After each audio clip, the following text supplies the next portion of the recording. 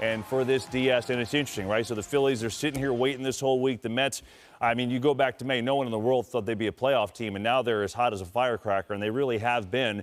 Will the Mets magic, though, continue, Al? Well, it could, and I'll tell you, they have something really special going, fellas, and they play to the last out.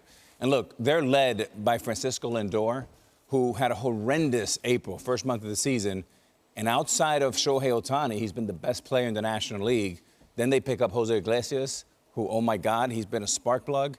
And Poppy, we talked about it. If one swing can change a season or a postseason, potentially it was a 3-run homer by Alonso. Absolutely. That homer by Alonso changed the whole chemistry on that team. Even for the team pitcher, you saw the energy. Now, guys, I got to tell you this. We play for a long time, and we know that playoffs are absolutely and extremely different atmosphere. You know that when you have to sit down to wait, that can affect you in the long run. I have been preaching about the Philadelphia Phillies all year round, about the team, the pitching staff, everything that they got. Dave Dombrowski, what he put together to compete. But sitting down for about a week, guys, I don't like that. Well, I mean, look, Mets magic is exactly what you said. They've been magical, you know, the end of the season and the first few games in the postseason. But the magic ends here. I mean, the Philadelphia Phillies, in my opinion, are the deepest team in baseball. You're talking about 4 starters: Wheeler, Nova, Suarez, and Sanchez. I mean, that's a tough task for any team.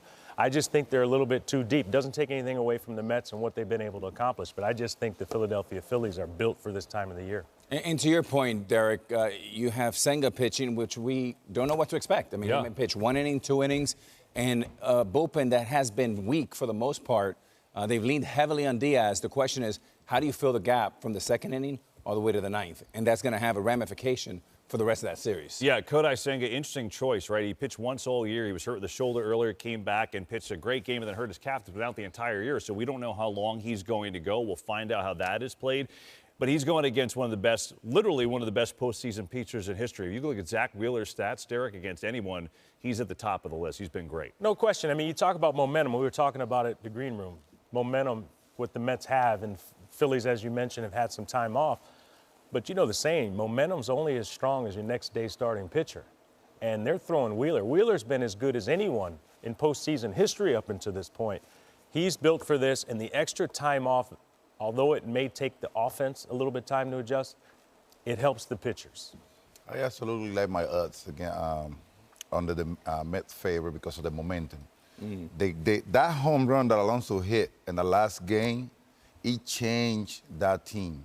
They carry in a good momentum, and to me, during the playoff, momentum is the key.